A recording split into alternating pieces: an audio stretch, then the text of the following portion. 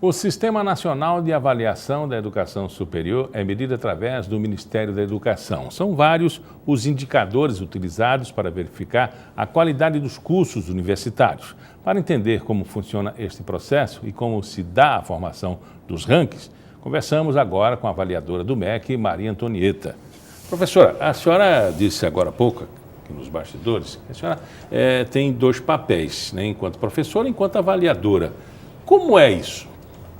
Veja bem, o INEP, né, que coordena toda essa parte da política de avaliação instituída a partir de 2004 pela Lei dos Sinais, ele criou o que a gente chama do BASES, que é um banco de dados de especialistas selecionado através de currículo, através de toda a experiência de trabalho, e toda vez que há necessidade de uma avaliação externa, de curso, de instituição, então nós somos convidados, que há um ofício de designação para que a gente vá a uma instituição, a um curso, ou faça avaliação ou institucional ou de curso, né?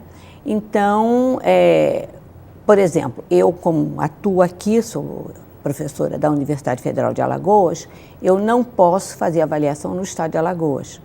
Aqui no estado de Alagoas, eu não atuo enquanto avaliadora do INEP, só nos demais estados brasileiros. Bom, a senhora tem rodado o país, né? Tem ido às universidades, tem feito avaliações, enfim, eu sei que é prematuro que estamos iniciando a entrevista agora, mas como é que está a universidade brasileira tão criticada? Olha, eu estou neste caminho, né, nessa jornada, vamos dizer assim, porque realmente, como o senhor falou, eu conheço já quase todos os estados brasileiros em função desse trabalho. Eu acho que ainda tem muita coisa para ser melhorada, mas não resta a menor dúvida que desde que nós iniciamos esse trabalho, que não começou em 2004, obviamente, a partir de 2004 foi a Lei dos Sinais, mas a avaliação das instituições de ensino, ela se antecipa a esse momento, mas desde que foi instituída essa política nacional de avaliação, muito já se tem feito, né? Vamos dizer assim, eu digo como exemplo que quando eu visitava as primeiras instituições, eu encontrava no máximo uma prateleira de livros, que se denominava biblioteca, né, que é uma exigência que se tenha, era uma prateleira de livros. Hoje em dia, não existe mais uma instituição de ensino que não tenha a sua biblioteca. Né, eu acho que para isso é a questão da concorrência entre as instituições, é a questão da transparência com que esse processo de avaliação é feito, e as instituições, hoje em dia, procuram se adequar a essas exigências. As exigências são muitas, mas mesmo assim eu acho que muita coisa ainda pode ser melhorada. Mas não resta a menor dúvida que a coisa caminha.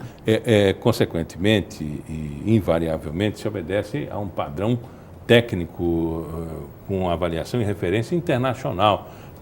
Ninguém se avalia por si só, tem que ter as referências, né? A universidade brasileira comparada com outras universidades, que nota teríamos? Olha, em primeiro lugar, né, já que o senhor tocou nesse aspecto, veja bem, a universidade brasileira, e nós estamos falando da universidade e não do ensino superior, que é um pouquinho diferente. O ensino superior no Brasil, ele começou antes, mas a universidade brasileira, ela é muito, muito recente, ela não tem 100 anos ainda. Se a gente comparar, por exemplo, com as universidades europeias, a Universidade de Bolonha, por exemplo, né, que é milenar, então nós podemos dizer que a nossa não faz feio, né? Se a gente olhar... Mesmo com essa distância temporal. Mesmo com essa distância, considerando isso. Então, nós tivemos um crescimento e um amadurecimento bom, né, eu diria muito bom, no pouco tempo de universidade que o Brasil teve, que é praticamente a partir de 1930 para cá. Não tem 100 anos, enquanto que na Europa as universidades, inclusive na própria América Latina, a primeira universidade começou ainda no período colonial. O Brasil foi um dos últimos países americanos a constituir a sua universidade. E antes o ensino superior era uma coisa muito muito precária aqui entre nós. Praticamente todos os nossos jovens iam estudar em Coimbra, né, na Universidade do Porto. E ela era muito restrita apenas a uma classe muito privilegiada, né? Tanto que o ser doutor distinguia essas pessoas que tinham um curso superior. E hoje em dia já tem uma outra concepção do que é ser doutor. Mas ela não faz feio, não. Agora, é lógico que nós temos ainda muito que avançar nesse sentido, até porque a pesquisa ainda é uma coisa pouco praticada no Brasil, pouco valorizada. Seria a ciência, a descoberta, a tese, né? A discussão. Mas mesmo assim isso tem avançado, né? E, por exemplo, a USP é considerada uma grande universidade. Ela talvez hoje em dia tenha perdido um pouco, até em função dessa questão da internacionalização, né? Então, nós precisamos avançar quando o nisso. trabalho é complementado, né, e o relatório é apresentado, né, quais são os itens de avaliação? Pessoal, estrutura, investimento, quais são os itens? Olha, veja bem, primeiro entender qual é a concepção de avaliação que se tem, né? Porque antes se pensava que avaliar é o aluno. Todo problema da avaliação, né, do mau desempenho estava no aluno. E todo mundo espera então, a avaliação todo mundo desse só desempenho. avaliava o aluno.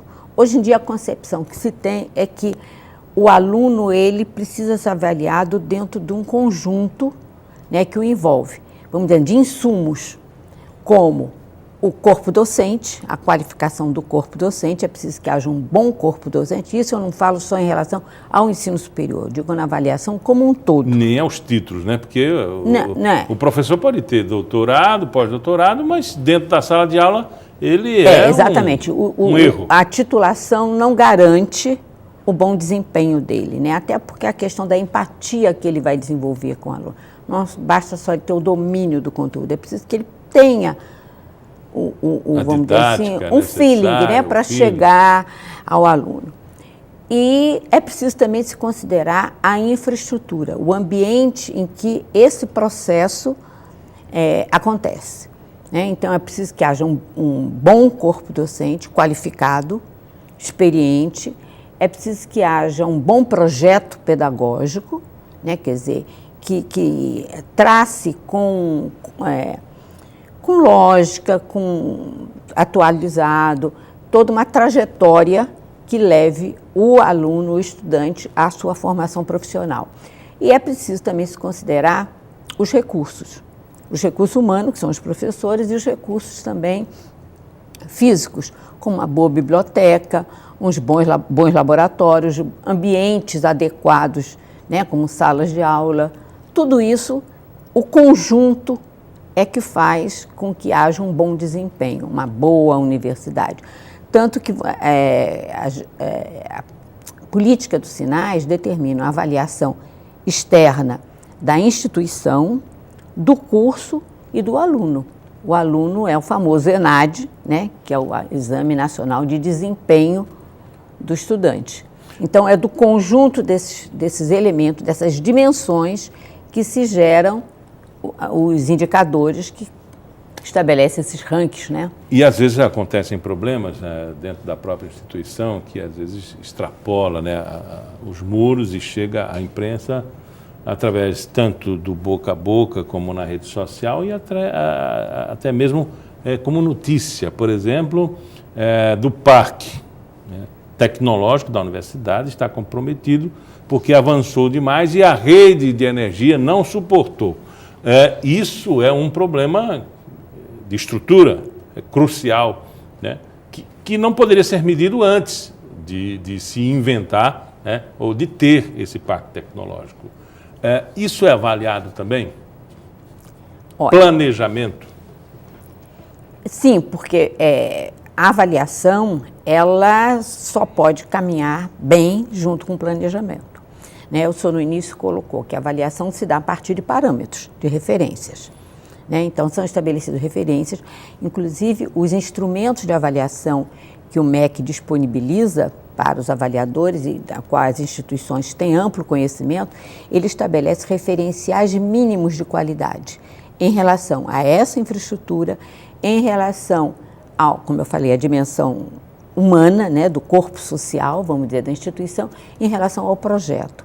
E ainda tem a parte dos requisitos legais, porque todo esse aparato tecnológico, todo esse aparato do corpo docente e o desempenho do aluno, ele também tem que ser regulado por normas legais. A questão da acessibilidade, a questão do atendimento às determinações legais sobre o mínimo da carga horária de cada curso, com as diretrizes curriculares nacionais. Quer dizer, tudo isso, todo esse conjunto, né, gera a possibilidade da instituição ser medida em quais são aquilo que ela alcançou, no que ela avançou em relação às suas metas e replanejar no seu plano de desenvolvimento institucional. Há um quesito que extrapola todo o pensamento e que acontece sistematicamente há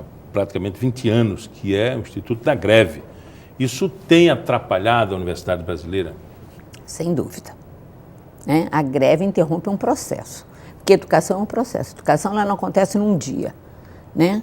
Para o indivíduo se tornar um profissional, ele começou lá na educação infantil, né? Todas as pessoas que atuaram, todos esses insumos que atuaram foram importantes para, ao final desse longo processo, gerar um profissional adequado, né? Um cidadão com toda a sua formação adequada. E, logicamente, que a greve, em qualquer momento que ela aconteça desse processo, ela é prejudicial. Ela interrompe um processo, então tem que se retomar. E muitas vezes, por exemplo, no ensino superior nem tanto, mas em determinados níveis de ensino, como educação de jovens e adultos, a gente já lida com a baixa estima do aluno. Então, quer dizer, ele já vem num processo, ele está se animando, ele está vendo o seu crescimento, ele está florescendo e de repente você corta, né? Você faz aquela interrupção, uma ruptura, é difícil você retomar o processo. Nós não estamos querendo aqui avaliar o mérito da greve, mas especificamente citar esse instituto como... Não, é uma avaliação objetiva. Não estou embora a greve seja, inclusive, importante dentro da discussão e na evolução. Professora, muito obrigado pela sua vinda hoje aqui. Eu agradeço, senhor.